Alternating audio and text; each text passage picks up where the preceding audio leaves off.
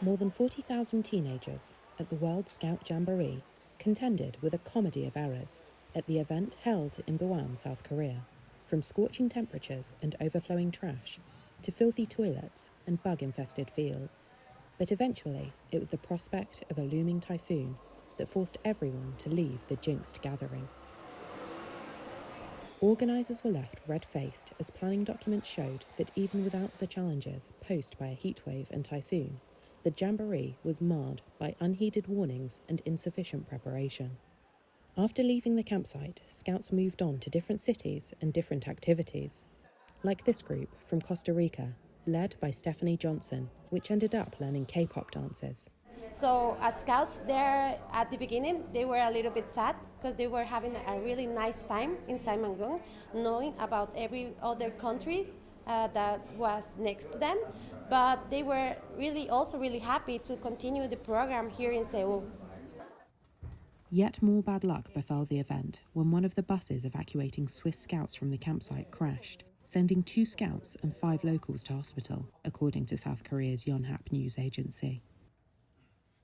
The Jamboree was the first global gathering of scouts since the pandemic, attended by representatives from 155 countries. Shortly after the scouts arrived last week, amid unseasonably high temperatures of up to 93 degrees Fahrenheit, hundreds fell ill with heat-related symptoms, bug bites, and other ailments. Organisers then sent in more medics, supplies, and water trucks. Matt Hyde, UK Scouts Chief Executive, told Reuters the group decided to withdraw its contingent, the event's biggest, because toilets weren't being cleaned, rubbish was building up, and scouts weren't getting enough food.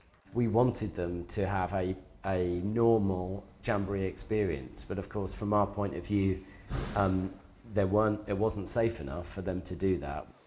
The organisers say they boosted the number of cleaning staff from 70 to 540. An official at the Saimangun Development Agency told Reuters that too many people were involved in preparing for the event, which probably led to, quote, immature management of key aspects such as sanitation and delayed fixing problems. As far back as 2017, when South Korea won the bid to host the Jamboree, the campsite on reclaimed mudflats was seen as potentially problematic, according to a Reuters review of publicly available government documents.